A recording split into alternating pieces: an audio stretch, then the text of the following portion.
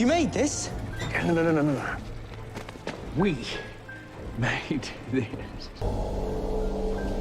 ये कहानी जैसे ही स्टार्ट होती है हम एक आदमी विक्टर फ्रैंकेनस्टाइन को देखते हैं जो कि एक मेडिकल स्टूडेंट है और ये अपनी लाइफ में कुछ बहुत बड़ा करना चाहता है। एक रात वो सर्कस में जाता है जहाँ पर एक खूबसूरत लड़की अपनी परफॉर्मेंस दिखा रही होती है और इसी परफॉर्मेंस के दरमियान ये लड़की काफी ऊंचाई से नीचे गिर जाती है जिसकी वजह से इसे काफी चोट भी लग जाती है। यहीं पर हम इगोर को भी देखते हैं जिसको कुछ बैक प्रॉब्लम है, इसकी कमर झुकी हुई होती है जिसकी वजह से ये सही नहीं चल पाता। ये इस लड़की को बहुत पसंद करता है। गिरने की वजह से ये लड़की सांस सही से ले नहीं पा रही थी, लेकिन इगोर समझ जाता है कि उसे क्या प्रॉब्लम है और उसको कैसे ठीक करना है। क्योंकि इगोर को ह्यूमन स्ट्रक्चर की काफी नॉलेज थी। ये सब इसलिए था क्योंकि वो कुबड़ा इंसान था, उसकी कमर झुकी हुई थी और उसको ठीक करने के चक्कर में उसने बहुत सी स्टडी कर रखी। उसके पास डिग्री तो नहीं थी पर वो किसी डॉक्टर से कम नहीं था और कुछ ही देर में वो उस लड़की की जान भी बचा लेता है और ये लड़की दोबारा से सांस लेने लगती है। विक्टर फ्रैंकेनस्टाइन भी ये सब कुछ देख रहा होता है और काफी हैरान होता है। वो इगोर के पास जाता है और उसे कहता है कि ये सब तुमने कैसे किया। वो बताता है कि ये मैंने बहुत सी बुक्स पढ़ रखी हैं। विक्टर उसको कहता है कि तुम सर्कस में अपना वक्त जाया कर रहे हो, अपना टाइम जाया कर रहे हो, तुम मेरे साथ चलो, मैं तुम्हारी नई जिंदगी बना दूंगा। ये सब बातें वहाँ का रिंग लीडर यानी कि रिंग मास्टर भी सुन लेता है जो उस जगह का ऑनर है। उसको बहुत गुस्सा आता है क्योंकि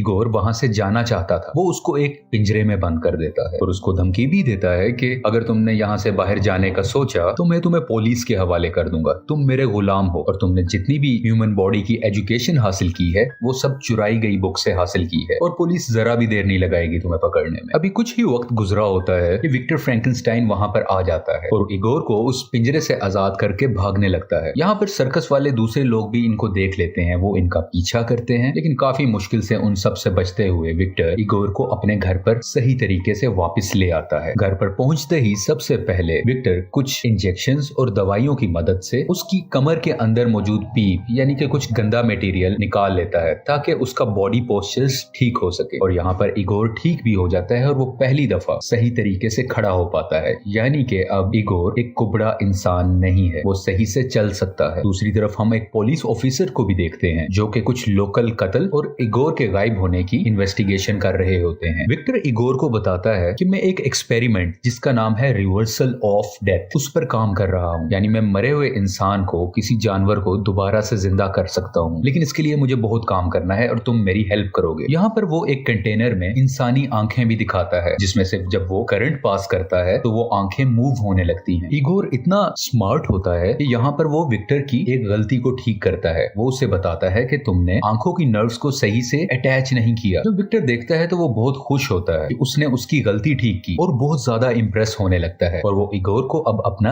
असिस्टेंट बना लेता है। अब कुछ वक्त गुजरने लगता है। यहाँ पर ये दोनों मरे हुए जानवरों के बॉडी पार्ट्स को जिंदा करते हैं। ये दोनों डिफरेंट बॉडी पार्ट्स की मदद से एक जायंट चिंपैंजी बनाना चाहते हैं जो किसी मॉन्स्टर से कम नहीं होगा। ये साइंस को एक नेक्स्ट लेवल पर लेकर जाना चाह रहे होते हैं। काम करने के बाद विक्टर और इगोर एक पार्टी में जाते हैं जहाँ पर इगोर उसी खूबसूरत लड़की से मिलता है जिसको शुरू में हमने सर्कस में देखा था। वो लड़की इगोर को पहचान तो नहीं पाती, लेकिन इगोर अब भी उससे काफी मोहब्बत करता है, काफी प्यार करता है। यहाँ पर विक्टर उसको उस लड़की से दूर रहने के लिए कहता है। वो बताता है कि वो तुम्हारे लिए डिस्ट्रैक्शन है और तुम्हारा सारा फोकस उस लड़की पर गया तो तुम काम पर फोकस नहीं कर पाओगे। खैर अब ये दोनों अपने घर पर वापस आ जाते हैं। यहाँ पर पहली बार हम उस मॉन्स्टर्स चिंपैंजी को देखते हैं जो मुख्तलिफ इलेक्ट्रिक वायर्स में जकड़ा होता है। अब इलेक्ट्रिसिटी गुजारने का टाइम है। इस मरे हुए चिंपैंजी से इलेक्ट्रिसिटी गुजारी जाती है ताकि वो फिर से जिंदा हो सके। इगोर काफी कंफ्यूज हो रहा होता है यहाँ पर, लेकिन उसकी कंफ्यूजन उसी वक्त दूर हो जाती है जब मरा हुआ चिंपैंजी मूव करने लगता है, यानी कि इनका एक्सपेरिमेंट कामयाब हो चुका है।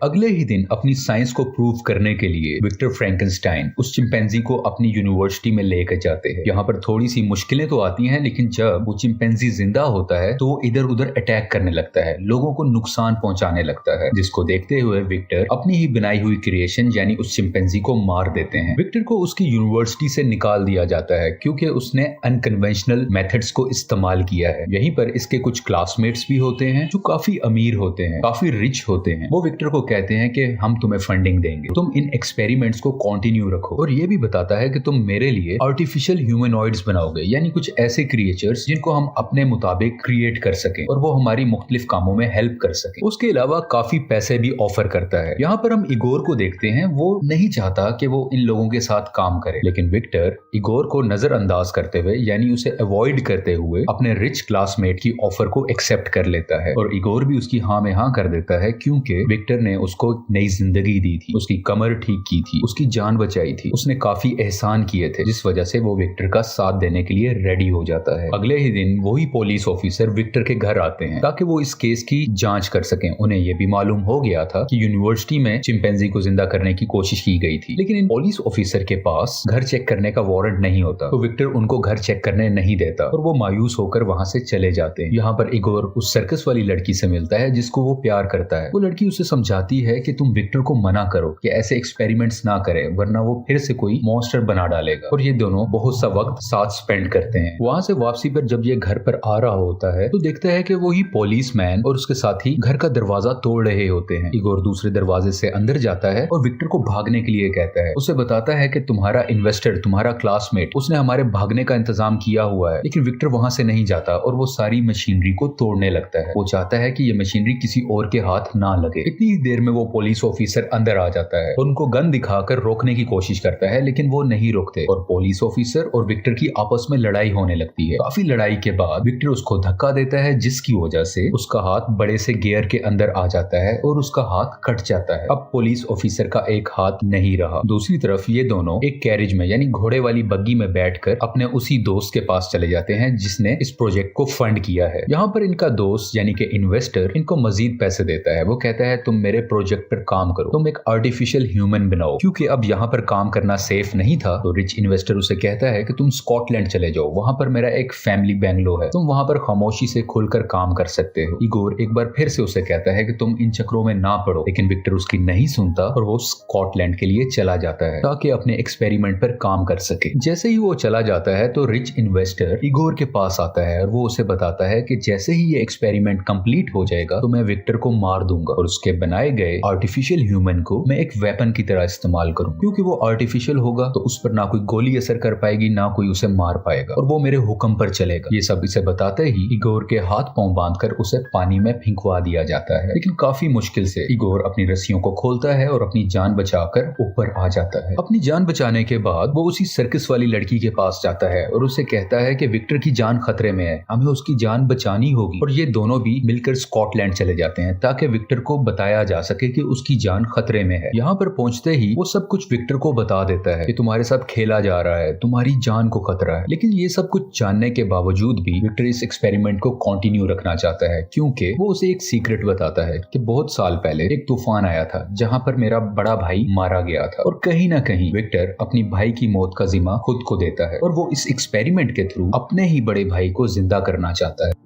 कुछ ही देर में वो इन्वेस्टर और पुलिस ऑफिसर भी यहाँ पर पहुंच जाते हैं जबकि विक्टर अपना एक्सपेरिमेंट कर रहा होता है। एक्सपेरिमेंट के दौरान बहुत ज्यादा ओवरलोडिंग हो जाती है, यानी बहुत ज्यादा बिजली जनरेट हो जाती है, जिसकी वजह से हर जगह तबाही मचने लग जाती है, हर चीज तबाह होने लगती है और उनकी मशीन काफी ज्यादा ब्लास्ट हो जाती है और इसी ब्लास्ट की वजह से उस इन्वेस्टर की यहीं पर मौत हो जाती है। पुलिस ऑफिसर विक्टर को कहता है कि इस सब तबाही के पीछे तुम हो, तुम्हारी वजह से ये सब कुछ हो रहा है। और इसी बातचीत के दरमियान वो बनाया गया मॉन्स्टर अपनी जगह से उठता है और मूव करने लगता है। विक्टर कहीं ना कहीं खुश होता है कि शायद उसका बनाया गया एक्सपेरिमेंट कामयाब हो गया है। विक्टर उस मॉन्स्टर से बात करने की कोशिश करता है लेकिन वो कुछ भी नहीं बोलता और वो मॉन्स्टर एक ही जगह पर खड़ा रहता है। पुलिस ऑफिसर काफी डरा होता है क्योंकि ये मॉन्स्टर काफी खतरनाक लग रहा था और वो अपनी गन निकालकर उसकी तरफ शूट करता है, जिससे उस मॉन्स्टर को काफी दर्द होता है और वो उस पुलिस मैन पर अटैक करता है और उसको मार देता है। उसके बाद ये मॉन्स्टर विक्टर और इगोर से भी लड़ने लगता है, उनको भी नुकसान पहुंचाता है, लेकिन आखिरकार काफी लड़ाई के बाद ये दोनों मिलकर उस मॉन्स्टर को वहीं पर मार देते हैं। एंड पर विक्टर को समंदर के किनारे बैठा दिखाया जाता है। वो इगोर को एक लेटर लिखता है जिसमें वो उसको कहता है कि तुम उस लड़की से मिल सकते हो, क्योंकि शुरू में इसने उसको मना किया था उससे मिलने से। इसके अलावा लेटर में विक्टर ने उससे माफी भी मांगी होती है क्योंकि इगोर बार बार उसे मना करता रहा, लेकिन उसने उसकी एक भी नहीं सुनी और ये मूवी इसी सीन पर खत्म हो जाती है। Thank you so much.